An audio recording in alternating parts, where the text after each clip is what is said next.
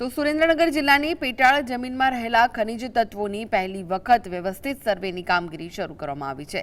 મૂળી ચોટીલા અને થાનગઢ વિસ્તારમાં ભૂગર્ભ ખનિજોના સર્વે માટે સરકારે ટેન્ડર આપી વર્ક ઓર્ડર જારી કર્યો।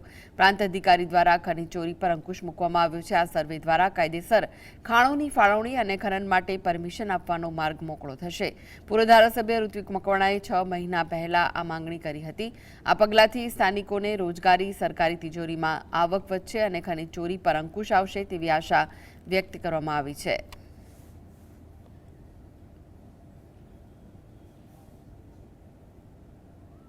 જીએમઆરડીએસ દ્વારા એક સંસ્થાને એક ટેન્ડર બહાર પાડવામાં વર્ક ઓર્ડર આપવામાં આવ્યો છે। જે સંસ્થા આપણા વિસ્તારોની અંદર પણ જીઓલોજીકલ સર્વે કરશે।